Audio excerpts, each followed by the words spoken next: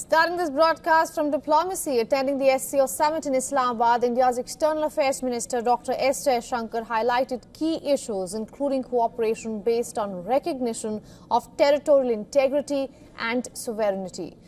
He also came down heavily on cross-border terrorism without naming any country.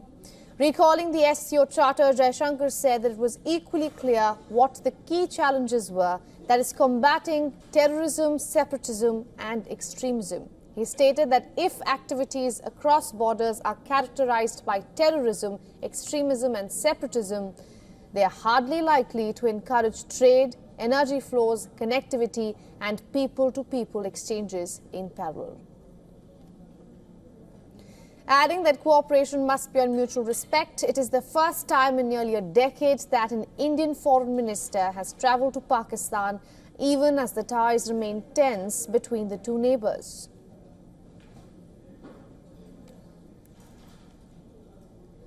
Earlier, External Affairs Minister Jaishankar and Pakistan's Prime Minister Shehbaz Sharif greeted each other with a handshake at the start of the summit.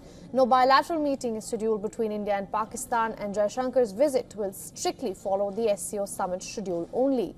Just on Tuesday, Sharif hosted a welcome dinner for leaders who are attending the meeting, including Chinese Premier Li Qiang and Russian Deputy Prime Minister Alexei Overchuk. The bloc of 10 nations also includes Belarus, Iran, Kazakhstan, Kyrgyzstan, Tajikistan and Uzbekistan. 16 more countries are affiliated as observers or dialogue partners. Meanwhile, in his opening address at the Shanghai Cooperation Organisation summit, Pakistan's Prime Minister urged SCO member states to strengthen the organization's framework for tackling multiple regional challenges and also forging close cooperation.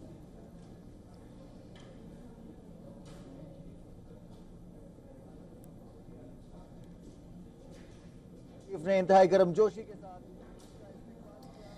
those visuals on your screens are coming from Islamabad. Attending the SCO summit in Islamabad is India's External Affairs Minister Dr. S Jaishankar, who has highlighted key issues including cooperation based on recognition of territorial integrity and sovereignty.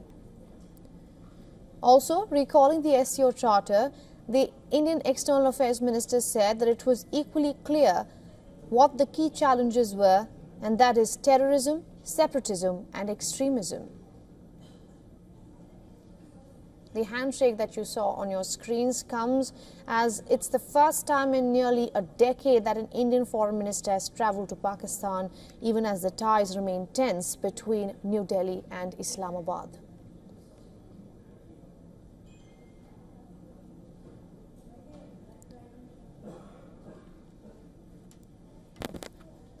All right, to get us some perspective, we are being joined by Fouad Izadi from Tehran. He is an associate professor, faculty of world studies at University of Tehran. He is also a columnist and political commentator. Professor, thank you for joining us here on WION. Thank you. Professor, there are already sanctions against Iran, and with the multiple wars that are panning out across West Asia, the threat of more sanctions looms large. So I want to ask you, if at all Tehran is, then how is it looking at the SCO summit and the SCO grouping for any kind of leverage? You know, SCO is an Asia-based organization. We have a number of major economies of the world based in Asia. China's economies, India's economies are quite large. And Iran, given the fact that it's under sanctions, needs to find partners that would not take dictates from Washington. And these large economies in this part of the world could help Iran go around sanctions. This is going to be beneficial for both sides. Iran is an important country, and having relations with Iran, whether it's on economic issues or political issues or security issues, is going to be important for other countries.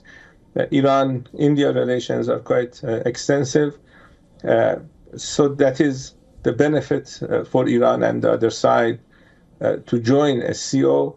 It also has other benefits. You have India and Pakistan that have had difficult relations at times. The fact that the leaders of these countries meet, the fact that Pakistan is hosting this year's summit, it's going to lower tensions, and this is good for everybody. It's good for India, it's good for Pakistan, it's good for neighboring countries. Iran has good relations with both countries. Absolutely. So I think this is a win-win situation for all parties.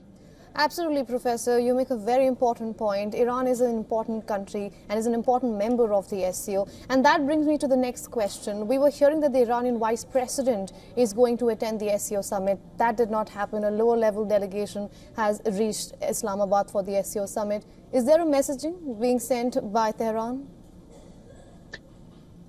I think maybe I'm mistaken, but I think he's going to attend.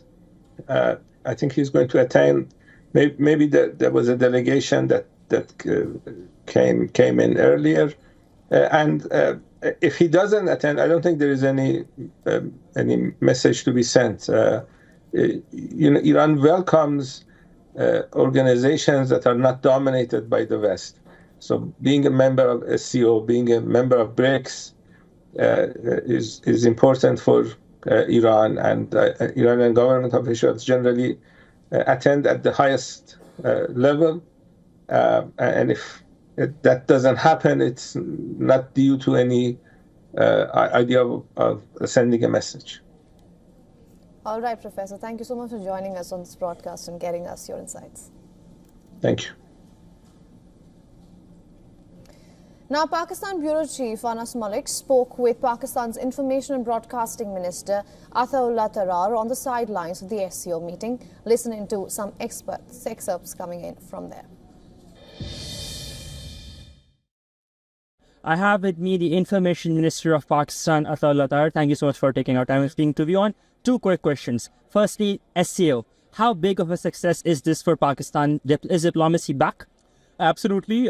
It's back with a bang. As I see it, Pakistan's foreign policy has been very successful. We've been receiving delegation from the world over.